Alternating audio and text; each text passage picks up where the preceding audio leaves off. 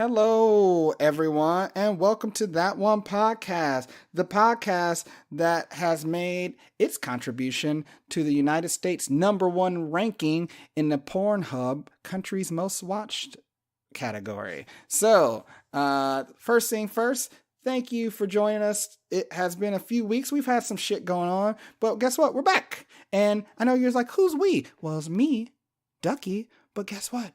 Is everyone's favorite IT guy, the Tycoonitic himself, Mark. Yay! Hello, everybody. Yes, it's me too. I am back after a couple weeks of horrible illness.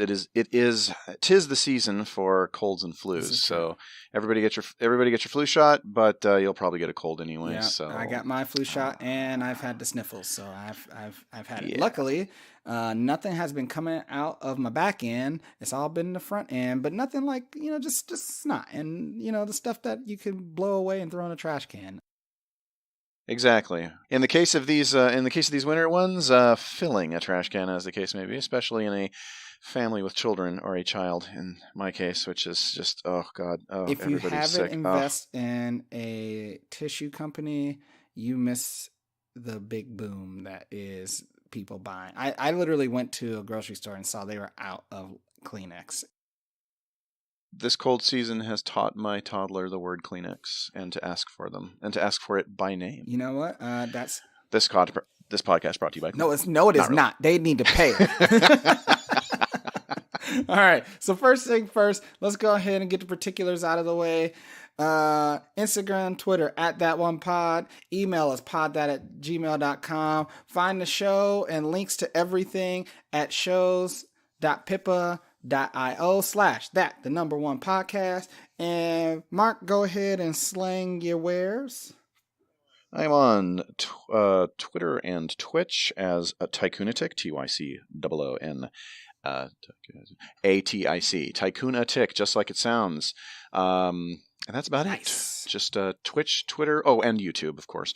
But YouTube is mostly me uploading any videos that I do to Twitch, on Twitch to YouTube. Not a lot lately. I did a sick cast or two, but since I have been sick, trying to get into a groove.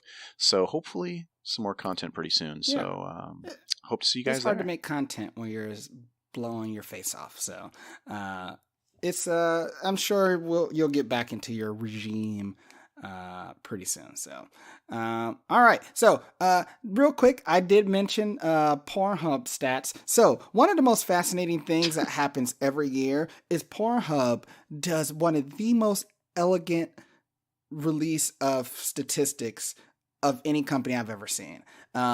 I'm not going to go into it this episode. I will put it in the links. Just go look at it.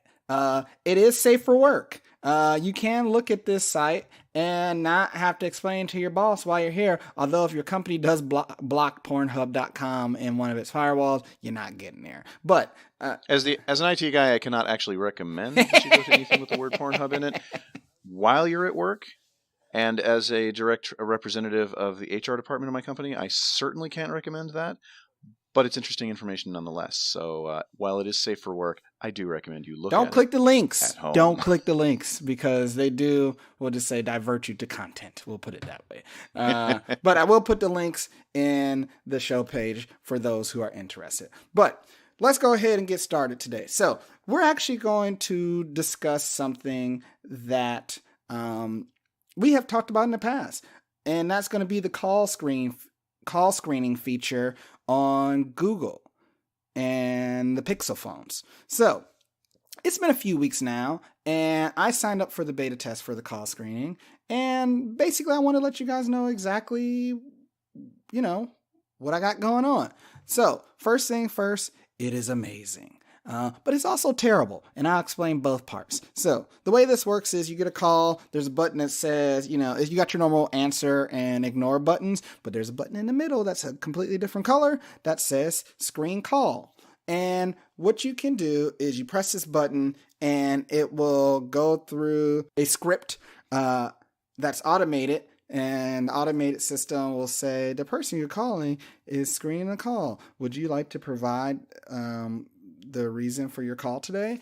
And if the person responds after that, you can see a transcript of it, and you can either choose to answer, not answer, or to even ask them to provide more information based off of that. And after everything is said and done, whether you pick the call up or not, you can go into the call details and see the transcript, as it were. You don't get to hear it, but I mean, you don't really need to hear it. You can read it, but that's still cool, and it's actually really, really nice. I think I was telling you all about how I was being bombarded with robocalls. And so to me, I was like, this is going to be amazing. And so I use it with both the robocalls and, some regular calls, from a girl, which pissed her off a few times, but even though I thought it was absolutely hilarious. But nonetheless, it works really well. Here's the problem with that. Robocalls don't give a fuck. And in fact, you picking up the call at all, whether it's you or an automated system, is simply an encouragement for them to continue to call you. I have seen the amount of robocalls I got blow through the roof, Mark. It is absolutely insane. In a 24-hour period, I'm going to count off how many robocalls I got, okay? Are you ready for this? This is kind of insane. 1, 2, 3, 4, 5, 6, 7, 8, 9, 10, 11, 12, 13, 14, 15, 16, 17 calls in a 20 to 48 hour period. And that's okay. And each and every one of those instances, up until the last, I used the call screening function. Now, in the last 24 hours, and this is a Monday, so I mean these numbers can be a little skewed. I counted how many I got, since this morning. I've gotten 2. And all I did was straight up ignore them, mostly because these dummies didn't even fake the number right. They put, so on your call ID, it says like 1 area code phone number. These dummies put 2 1s in front of it, or in front of the area code, which you automatically know is fake. It's not a real number. But nonetheless, I didn't answer and I ignored it. I only got 2. So that brings up the problem with the call screening function. Yes, it's cool that you can screen these calls, but if it is a legit robocall, the act of you picking up the call and even letting an automated system talk is enough for this system to go, "Ooh, person, I'll just keep calling you back." Well, look, I mean, here's the thing. Half the robocalls anyway aren't people. No. I mean, half of them are machines. Of course, they're not going to give a crap, and they're not going to respond to you to any sort of prompts.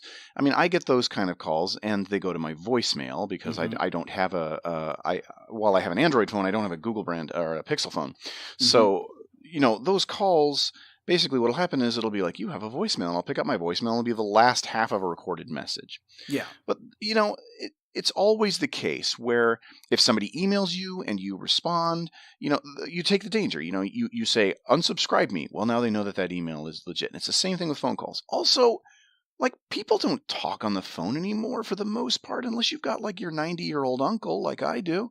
I don't talk to people on the phone very often. Yeah.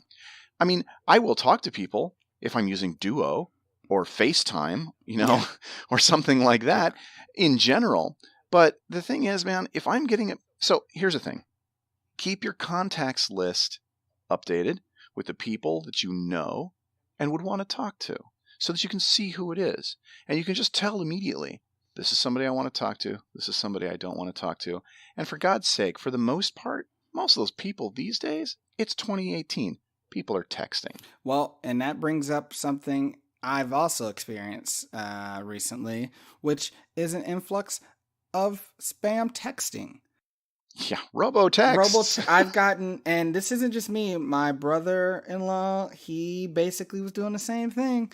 He basically had it where, it was funny, we were visiting Liz's side of the family for the holidays, and we were coming back to our Airbnb, and his wife is coming up the stairs behind him, and we're in front of him, and like she's like maybe a minute or 2 behind because she had to grab something from outside. But he shows his phone to Liz and I. He goes, oh my God, look at this. And it's some chick who, in quotes, who texts him, hey, I heard you were in town. Text me if you want to hang out. And she's like showing her cleavage, not her boobs, but her cleavage, And so he's like, oh my God, what do you do? And mind you, they've been married for years now. And like, he's like freaking out. What do I do? We're like, delete the message and block the number. Like, this is not a riddle of some sort that you have to figure out. But then a few days later, I end up getting a different type of text, and I've even been getting in Hangouts. I have been getting group messages there, and also I've been getting row calendar invites. I don't know if you've experienced this, where like I get a calendar invite for like 3 a.m, and my phone is like, oh, there's something happening. I'm like, what are you telling me at 3 a.m? And it's like, oh, go to this link to save money on whatever. And I'm just like, this is bullshit. That happened to me once for a little bit, and I did something to stop it from happening, but I don't remember. I know that that's a thing that exists. Yeah. The thing is, like, every time there's a new technology, it seems to be safe from this stuff for a while, and then it's not anymore. And the thing is, the more let's go back to texts, right? The more texts are used, the more they're used for people that aren't just your friends or acquaintances texting you. Yeah. I mean, if I look in my history of texts, there's some spam. There's a ton of Amazon delivery notifications. Yeah.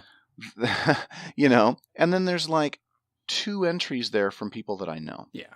So, it's the same, no matter what the situation. It's the same rules apply. The same, security rules. If it's not from a contact that you know, and it's not expected, it's probably hostile or malicious. Or somebody trying to sell you something. Just something. It's something that you don't want. Just delete it. Ignore it. It can be overwhelming sometimes. I understand, but unfortunately, we're in a capitalist society, and it's nothing that you can really legally do about it other than just ignore it. Yeah, and that's the best advice I've got. And the funny thing is, we talked about this some time ago about how the FCC was going to be cracking down on robocalls. And since they announced that, just like when they announced that they were going to be using the EMV chips on credit cards, criminals realize the writings on the wall, so they do one of 2 things. They either try to exploit those technologies as quickly as they can before those doors actually close shut or penalized to a point where it isn't feasible for them to do so any longer. Or they just move on to a new technology and find a way to exploit that instead. Absolutely. Because they're always going to be a step behind when it comes to those sort of things. So it's very annoying, and there's not much you can do. Although, if you are getting Hangouts or calendar invites, that's actually partly Google's fault. There's actually a setting that you can change that, and this is what's going to be the most annoying part, in Google Plus. So in Google Plus, which is shutting down pretty soon because Google realized that there were 2 security vulnerabilities that left people's information exposed, probably your email address being one of them. But there's a way to go in there and change a setting so that basically you can limit who can send you messages and invites, and they do it in circles, and I won't get into it now, but there is a solution if you have it. But in some of these other instances, you just gotta fucking deal with it. It sucks. It's annoying, but this is the modern world, as it were. And I will say this: I would rather deal with this than back in the day telemarketer calling you, because that shit was literally the worst. But I will say this for the members of the audience: if we do come across some sort of technology, website, service, anything like that we think could help in these situations for you, we'll let you know. Yeah. There is, for certain phone providers, there's a service called Nomo Robo, and I'll post a link to that as well, that it will block robocalls that are part of a database. The problem is it's not available for all, and it's not available for many cell phone carriers. And the bullshit thing is Verizon has a service similar to it, but you have to pay for it monthly, and they can eat a bag of shit if they think I'm going to give them any more money than I already do for the shitty service that I have. So, but when we do find these sort of things, we'll loop you guys in, because trust me, you'll probably hear me sobbing tears of joy. Oh my God, I found a fix. But, as it were, it is what it is. So, absolutely. But yeah, so the call screening feature is nice. Don't use it if so if it's a telemarketer or a robocall, because you're just going to make yourself sad. But if it's your ex-girlfriend calling you, why won't we get back together? Use that shit. That way you can save yourself some time. Or you just ignore it. The Pixel is a great tool. The Pixel and this service is a great tool for your crazy racist uncle, who we have previously mentioned. Exactly. There you go. Speaking of crazy racist uncles that come to Thanksgiving, I don't know when people are listening to this podcast, but it could be early in the morning, like maybe on your morning commute, and we should make sure that all of our listeners make sure to have a delicious, wholesome breakfast. Yep. And one way to have just the best possible breakfast is to get some bacon. Yeah. From a bacon vending machine. Exactly. I mean, look, we've all been there. You're rushing into work or school and you're like, oh man, I forgot to pick something up. Ooh, let me swing by the vending machine. Well, guess what? Ohio State has your back. These brilliant minds at one of the greatest universities ever founded have come up with the idea to make a bacon vending machine. That's right, people. I'm not stuttering. I'm not lying. Bacon vending machine. Now, I got two sad facts for you. One, the vending machine itself was located in one building on the Ohio State University campus. It was in the College of Food, Agricultural, and Environmental Sciences. And at one point, it was so popular that it was being restocked 4 to 5 times a day, and it offered cooked bacon strips and bacon bits for $1. From multiple farms or multiple manufacturers. So so let's say you didn't like your crispy, super thin Hormel bacon. Maybe you'd like a nice, thick, meaty slab of somebody else. I don't know, Smithfield. Yeah, they had your back. And let's say you had like a nice big cup a nice big bowl of salad that you got at the salad vending machine. I don't think there's a salad. There might be. I don't know. They got a bacon vending machine. But I'm telling you, that salad vending machine doesn't put bacon bits on your salad. Nope. But you know what does? The bacon vending machine does. You're goddamn right. But that brings me to sad fact number 2. Unfortunately, it was a limited time only, and it ran for like a week or two, and it's pretty much closed up because last week, the 13th was the last day. So I think in the article I saw here, that my favorite quote was, pre-dental student Shay Moret loves, quote, the overall Ohio-ness of it. And I couldn't agree more. There's nothing that screams Ohio like people just buying bacon from a fucking vending machine. I love every part of it. Now, I haven't been to Ohio, but I do know this. If you are a human, bacon is your love. Or it should be. Yep. Unless you're a vegetarian. Or but Muslim. Or Muslim or Jewish. But yeah.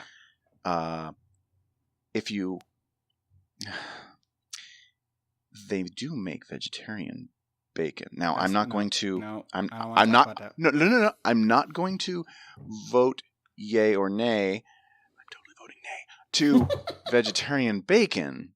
But the point is, bacon is so amazing that they make it for vegetarians. That's my point. This is true. Bacon. This may be gone, but it won't be forgotten. It is not because forgotten. We will always remember that there was a bacon vending machine, the greatest of vending machines. Absolutely. If they had one of those like old coffee vending machines, not like the one that has like canned coffee or something like that, but the one that had actually dropped to the paper cup and then gave you the then poured in the shitty the shitty coffee and the terrible creamer, and then they had the bacon vending machine next to it. I mean, I'd never have to go out for breakfast again. Also, too, if you got coffee and they were out of stirs, just get yourself a little bacon strip and stir it up in there. I'm sure that wouldn't hurt. There you go. I'm a man of solutions.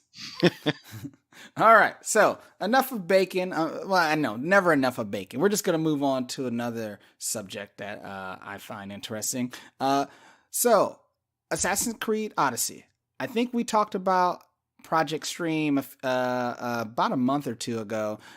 Project Stream is a service by Google where they're testing out a service to literally stream video games over the internet. And all you needed was a reasonable computer that had like a decent browser and a reasonable internet connection, like something you could actually like play video games over online. Like if you can play online games with your internet connection, you probably were good. So they had the beta test. I actually participated in it, and it's still going on actually. And basically with the beta test, you got to play Assassin's Creed Odyssey for free. But they upped the ante and say, you know what? If you participate in this beta, not only will you get to play Assassin's Creed Odyssey for free, but you will be given a PC copy of Assassin's Creed Odyssey for free.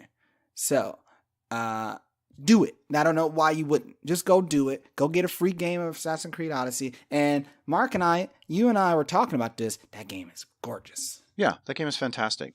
And I think what they're giving is it's a Uplay code. So a code for the Uplay app, which is Ubisoft's kind of front end application.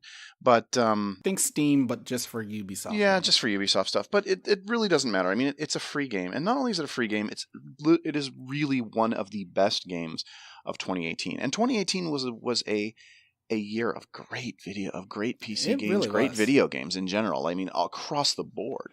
And now Assassin's Creed is a long running series, and it's had some ups. It's had a lot more downs. Yeah. But if you talk about the ups, I mean, in my opinion, this is definitely within the top 3. In fact, it's my second favorite Assassin's Creed game after Black Flag. It's certainly the best Assassin's Creed game for people to play now. Not only is it the newest, it's got fantastic voice acting. It's got great characterization. It's really super fun. It's got a great combination of stealth and combat gameplay and exploration. It gets away from the old habits of Ubisoft of like, I mean, there is a lot of stuff to run around and collect, but there's actually a reason to do so, and it feels so much better because you're really exploring beautiful and interesting areas of ancient Greece. It's a great game, especially for free. I absolutely recommend it. I paid $60 for it, and I don't regret it. I was going to pay $60 for it, and until I saw that, and even then, I regret not paying $60 for it only because it took me a little bit longer to get it. So, yeah, it's a very, very good game. I highly recommend it. And frankly speaking, and there isn't really much for you to do as the user. I literally didn't do anything. I signed up for it. They sent me an email a few days later saying, yeah, you're in.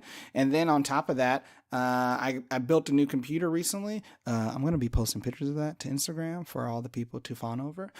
But when I installed my new computer, I installed Uplay, and it was already in my library, and I hadn't even done anything. So, yeah, get it, play it. It's good, and you're going to like it. So enjoy it. And the other thing, just as a nod to it, we always,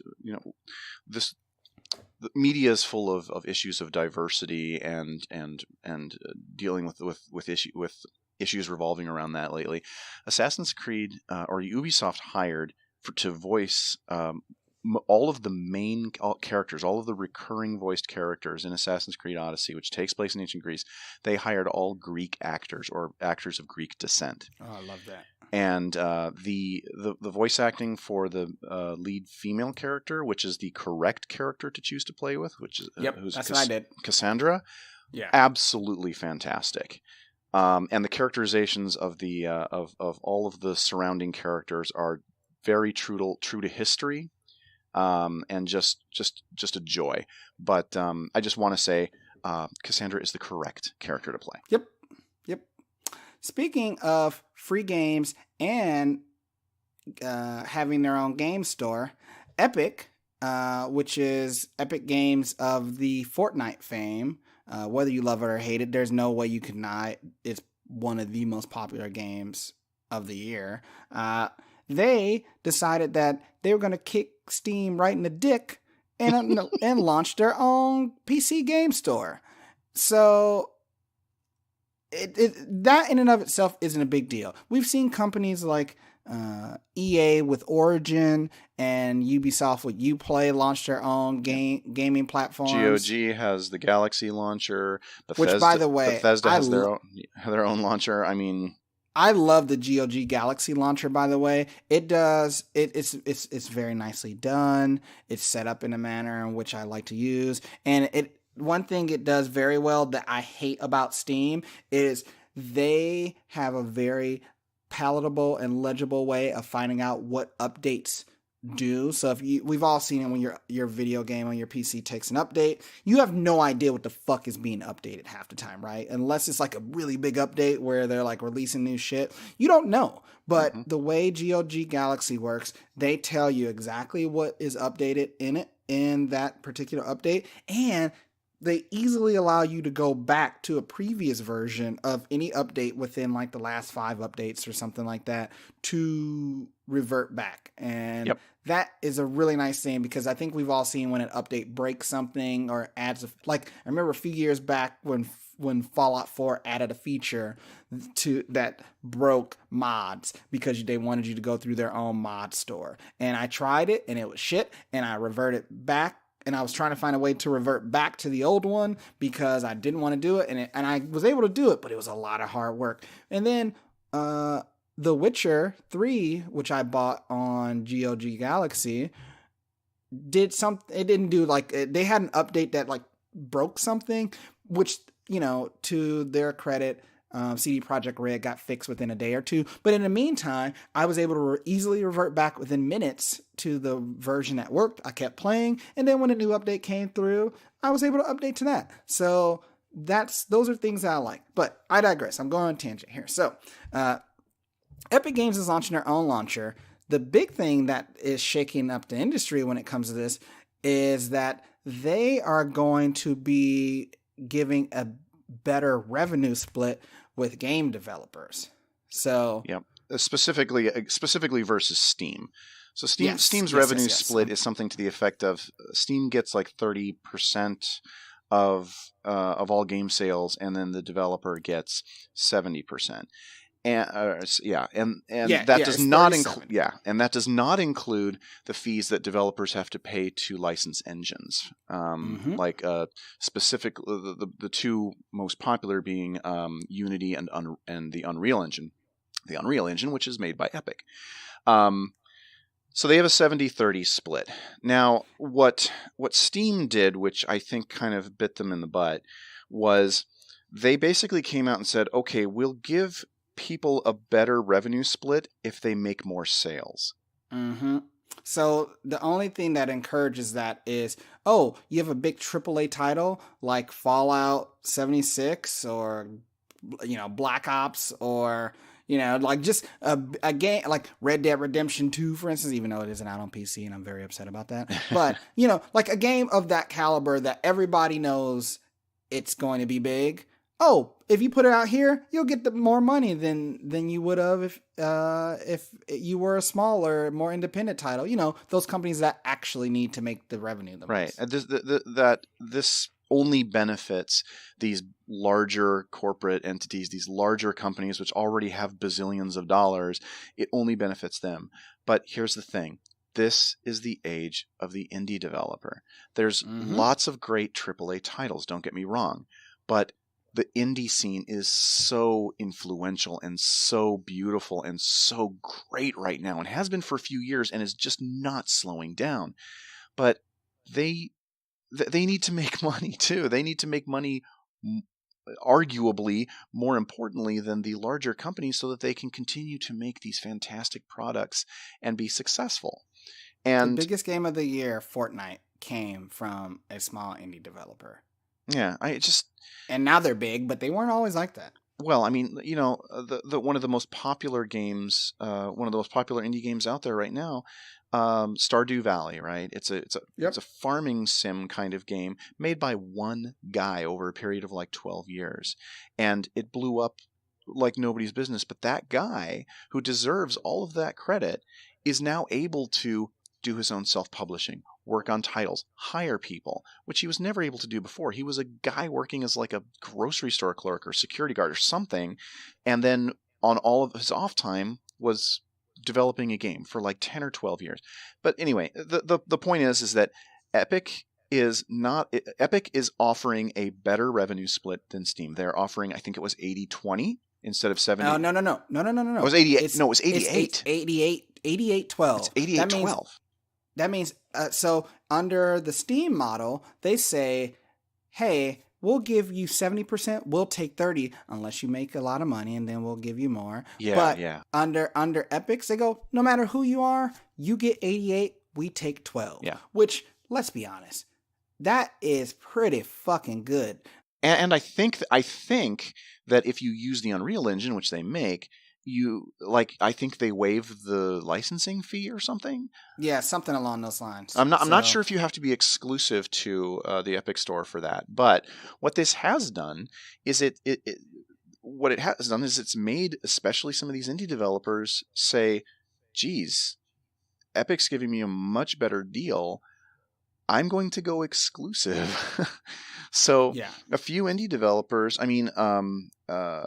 Coffee Stain, for instance, has this upcoming game which I will be playing religiously on my channel when it comes out, called Satisfactory, and that originally had a Steam page. As soon as they were offered this, they got rid of their Steam page. The company that makes Supergiant, who makes Bastion, very, very popular indie title, very good. Yeah. Their new game, while it's not exclusive to Epic, is exclusive during early access and will be for a number of months before it goes out on Steam. And there are other smaller developers that haven't even decided if they're going to release on Steam. A lot of them are saying, I'll probably do a year on Epic and then release on Steam.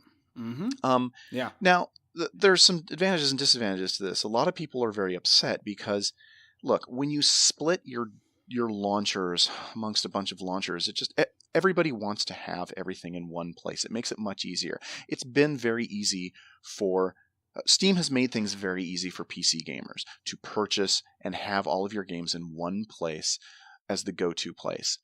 But the rotten apple side to that, right, is that makes them by definition basically a monopoly for that. Yeah. For that side, and we don't want one company just basically owning the entire part of an industry.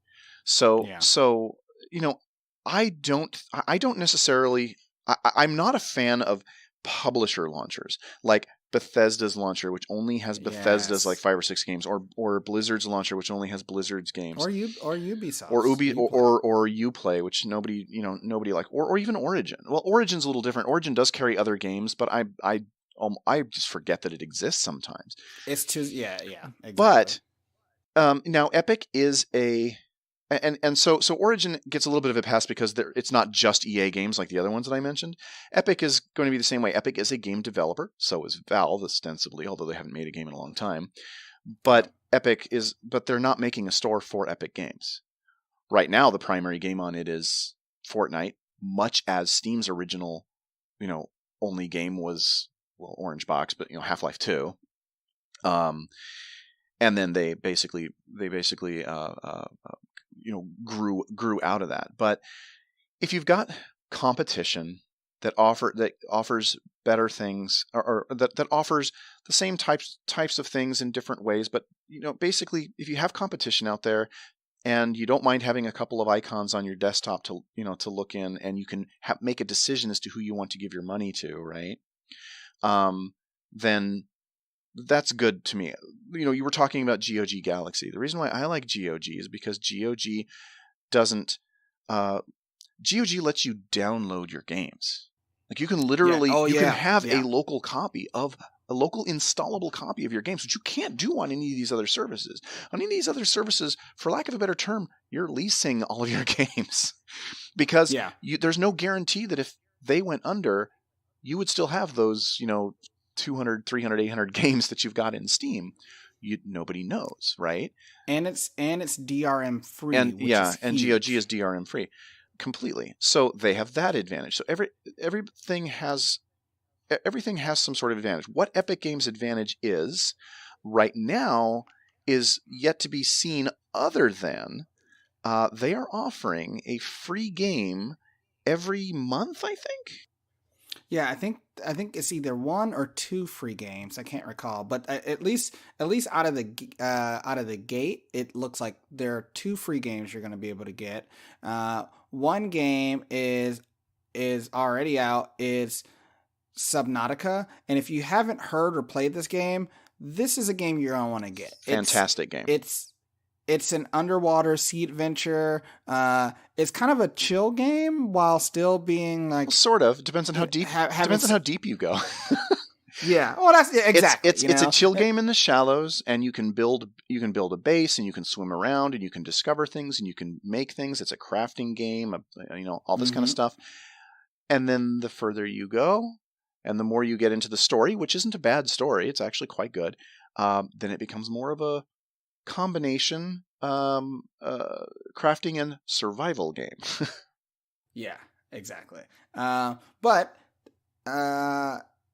next not next month, in next week or 2 weeks from now, they are going to be releasing a second free game, which is Super Meat Boy, which is, if you like platformers, you're going to love this game. It's obviously with a name like Super Meat Boy.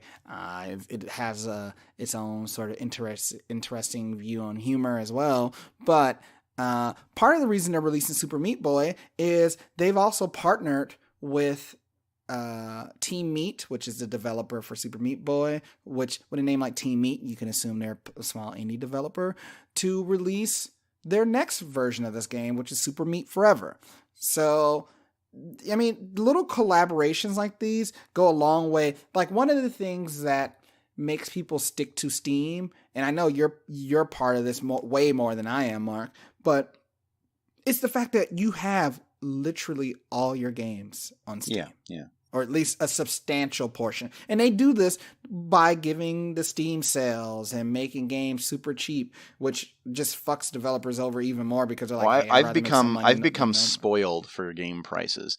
I find I don't buy much of anything for my Nintendo Switch because I find that all the games are too expensive. Not because they are too expensive, but because I've been spoiled by Steam sales. So yeah. So yeah, it's a good way to get people to try out the platform. GOG Galaxy did this back in the day, but they didn't do it with titles that were this appealing. And I think even Origin tried it too, but again, they were all like really old titles that no one wanted to play. These are titles that are current and people actually still play. So I find it to be incredibly interesting that this is the methodology that they're going to go by, and it wouldn't surprise me to see these guys sort of take off very quickly, especially with Fortnite being as big as it is. All you're doing is encouraging people to just keep the Epic game launcher open. And what do you know? I was going to go buy this on Steam, but hey, my buddy is playing on this anyway, so I want him to see I'm playing new game X.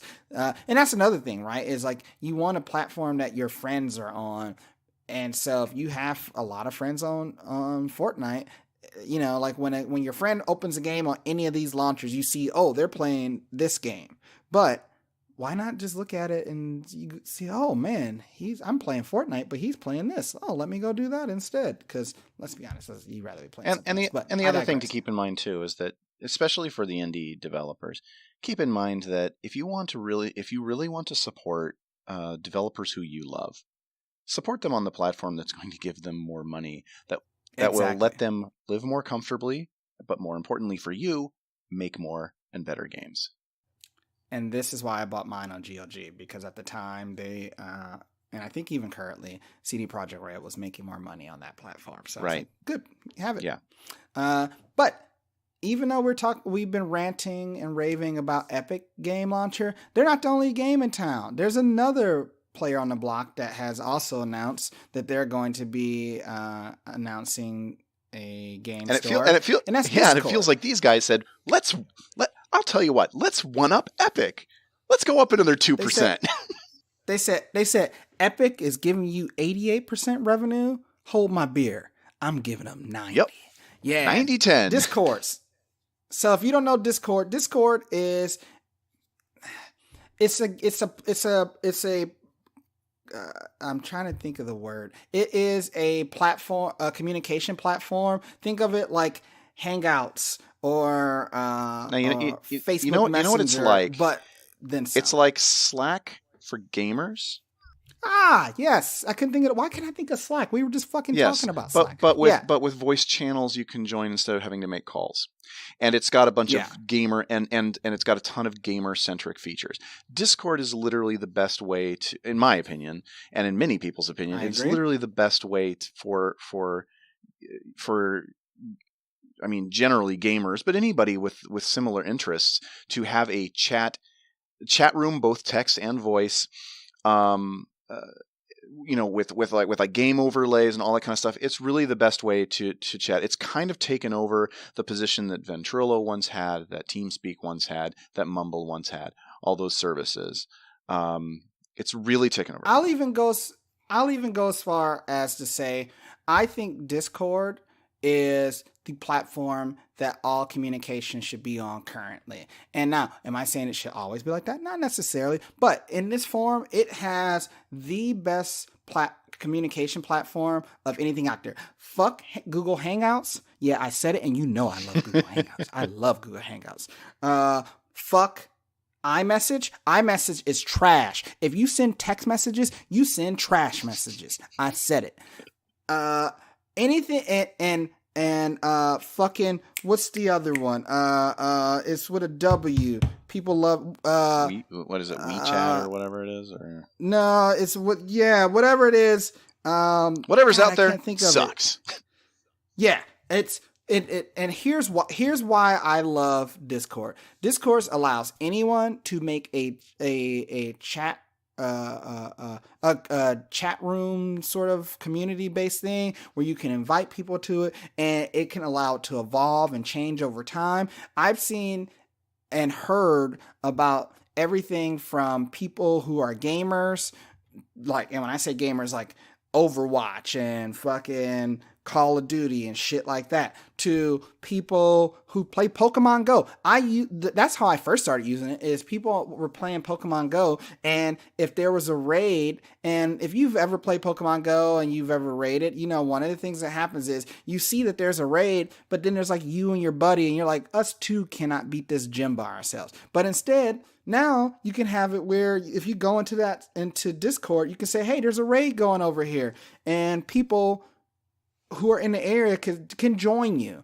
And it's a really good way to sort of bring people in whom you don't know, but at the same time have very similar interests, and you can help each other out. And I've even seen, and as always, what happens when there's an emerging technology that has promise and flexibility that allows people to control their community the way they want? Porn gets involved. So yes, there are porn stars that have their own communities where they share shit on Discord. So that gives you an idea of what sort of platform. If porn supports it, one of the main ways that I use it is that there are YouTube creators out there, content creators out there that make videos on subjects that I'm particularly interested in. And then what'll happen is they'll have a Discord channel, and I'll go into Discord, and basically there will be all of the people who watch these channels or are interested in the same thing that will provide information. So I'll get all kinds of hints and tips and stuff about games, or I'll get all kinds of information. It's a fantastic resource. In any case, the problem with Discord has traditionally been, and I remember when I first saw Discord, my reaction was, this is too good. Is this a scam? How do they make money? Well, I guess this is how they're going to try to make money. Yeah. So, and like any, tech, they've had, people invest in them, venture firms and whatnot, venture capital firms, I should say.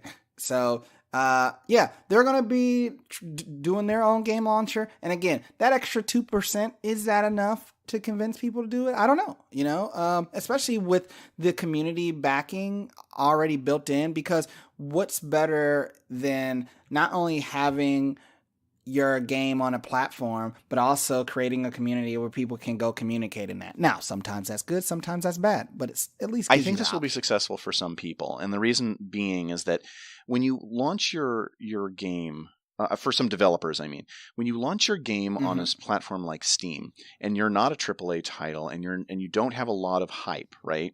It's very, very easy. In fact, it happens like probably 90% of the time, your game will get buried. Nobody will ever hear of it. It'll just go down, it'll go live and it'll go down the list of new releases and nobody will ever see it. You'll get your 6 people playing it and you'll be done. The thing about Discord is, and this is partially why I kind of talked it up a few minutes ago, is Discord is a community-based platform. It's a platform where people talk to each other or type to each other. It's a platform where people are always communicating, which means that it's spectacularly good for word of mouth. So if you're a smaller developer whose stuff is going to get completely lost on Steam, and where Steam has forums, but they're not. They're kind of trash. Yeah, it's like there's no real effective way on Steam there's no real effective community on Steam, not like there is with Discord. Discord would be great for smaller publishers for word of mouth, marketing for kind of that what am I trying to say, grassroots kind of marketing for your title. So I think it'll be successful for some games or for some publishers, and I'm really hoping it is. Now, the one thing that I would be interested to see implemented, one thing that is difficult for platforms to do, especially when you have cooperative games or games that are played with others, is bringing a communication platform in a way where you could do voice chat that people like, right? And let me tell you, people already use Discord while playing other games. To have it all integrated in one place, it just seems like it makes sense. And none of the other platforms that have chat are particularly good. I mean, Steam tried it, and it's trash. Blizzard has chat built into their system, and they keep trying to improve it, and nobody uses it because it's trash. And they're a huge company with massive games. And people, you know what I use with my guild? Discord. Yep. So, again, this is one of those instances where, if anything, I hope it forces Valve to improve their platform, because they haven't just the way Steam looks like I'm fucking using Craigslist. Like, Craigslist is the same for a reason. Steam doesn't have to look the way it has. It's aesthetically aggravating to look at it every goddamn day when I want to play a game, because it looks like it did in fucking 2008 when I first built my computer. Like, this is 10 years on, and it's been around longer than that. I'm just using it as an example, but it doesn't have to be like this. So I'm hoping that this encourages, forget even encourage, I hope it forces Valve to look themselves in the mirror and go, okay, guys, we gotta make some changes. Let's stop just, swimming in, Scrooge McDuck's money bank and not making any changes to this platform. And there have been some background stuff that has improved. I don't want to act as though this is the same service, but there are things that they could be doing to make the product better for their community. They've gotten stagnant and content over time. There's a huge update that Steam has been promising for I think over a year now, which we have not seen.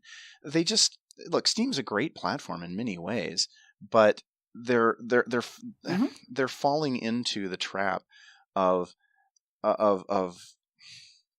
I guess the best way for me to put it is that Steam has become a platform that feels like it is run by engineers instead of designers, right? Reason why people love their iPad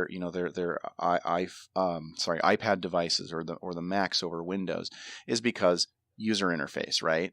They want something that's easy to use. I'm more of an IT person. I prefer something that I can really get my hands dirty with, but I digress.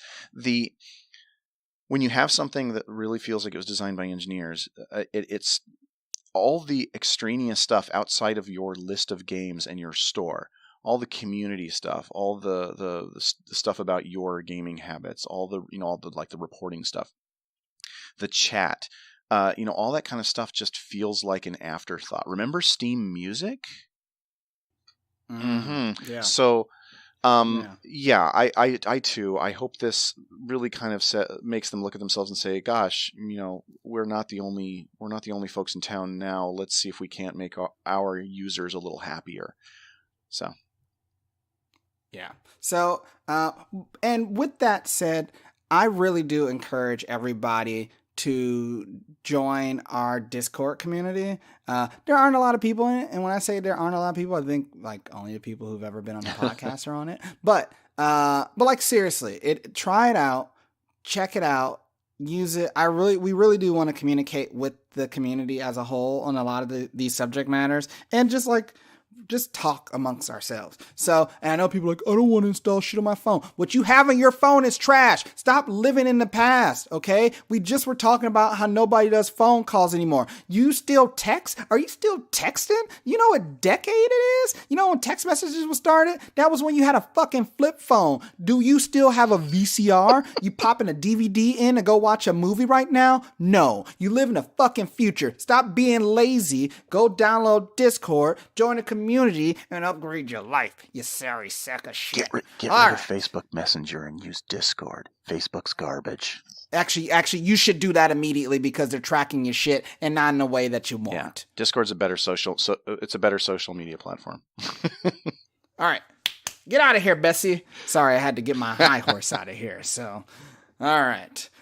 So before we wrap up, there's a story or two here. We'll see if we can get to the second one. That we just want to end on a funny note. This one has to do with another big company trying to keep itself relevant. Relevant. Relevant. Thank you. I couldn't think of the word. So Samsung, they had a press conference announcing a new phone. So there's a line of phones that they sell only in Asia. We all are used to the Galaxy S series, over in Asia, they have the A series. And usually they take a little bit of a risk with their products from the A series, and they sort of test it out in Asia and then release it everywhere else. So they get shit that we don't see for maybe another phone launch or two. But sometimes we never see it because it was trash and they go, oh, we never do that again. But nonetheless, they decided that they were going to announce this phone, the Galaxy A8. So the A8 doesn't matter. Don't worry about it. But as part of, this release to sort of create a larger sort of excitement on the product, they decided that, we want to partner with a company that everybody knows and loves. And when I say that, I mean only kids who are younger than me and have expendable money. Supreme. So for those of you who know Supreme or don't know Supreme is basically a fashion brand that, no bullshit, all they do is slap a Supreme sticker on it and they sell it for an exorbitant amount. So an instance of this is, and I'm not kidding when I say this, there have been instances where Supreme takes a fire extinguisher, like a fire extinguisher you go buy at a hardware store, put Supreme on it, and they sell it for like $120, or like a brick for like $40 that says Supreme on it. There is actually if you have Netflix, Hassam Minaj, who was a Daily Show correspondent, has his own show there. And he, by the way, you should watch it. It's really good. The season's over. He only did like 8 or 6 episodes, but one of the episodes he just goes into a deep dive, and it's half an hour long, so it's not that big of a commitment, but he dives into Supreme and what is Supreme, and it's really hilarious. And if it is online, I'm going to put a link to it, like if it's on YouTube, because sometimes they do that shit. But nonetheless, here's the problem. While that sounds all well and good, and yeah, make yourself relevant with the kids because they'll want to buy a Samsung phone. They didn't partner with the right Supreme. It's not okay. And I don't want to say they partnered with a fake Supreme. They partnered with a fake Supreme. Well, they partnered with a company or a group that had the word Supreme in their name. Yeah. So the way that I understood this, and I might get this wrong, and if I do, I don't care because this is funny to me. They partnered with a group, and they're called Supreme Italia. Here's the thing. if I understand this right, that group simply found out about the Supreme that's based out of America. They got a copyright on the Supreme name before they could file it in the EU. And so they're the Supreme. They copyrighted Supreme over there so that the Supreme in the United States can't claim copyrights on it. So they are just patent troll, basically. But the funny thing is Samsung partnered with these dummies because they wanted to leave they're like, we want to make our brand bigger in China, and we know people in China like Supreme because a lot of their rich kids come over to America, buy Supreme shit, come back home, brag about having it and showing off to their friends, like, oh, this is perfect. They'll brag about it while they have a Samsung phone. Well, probably not.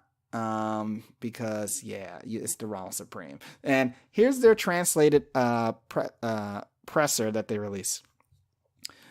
Recently, Samsung Electronics has announced at the launch of the Galaxy S8s that it will cooperate with Supreme Italia in the Chinese market. We are currently re-evaluating this cooperation, and we deeply regret the inconvenience caused. So, this shows two things. One, this is like when your dad tries to be cool and he doesn't quite do it right. And two, somebody had to be fired for being a lazy son of a bitch to not figure out that this is not the real Supreme, right? Like, am I wrong to think that? I don't think so. Because, like, if not, he needs to be fired. So, I just thought that was funny because I think it's really dumb that people buy Supreme shit anyway. I get it. I was one of those kids that like to get shit. I never got any of it because I was broke, but I get it. But well, I just at the very least, I think you and I bought brands that made products, whereas the impression that I get is that basically Supreme is a brand that's famous for being a brand that brands. Yeah. I'm sure they make something, but not a lot. They make a logo. Yeah, but they're guess so. All right.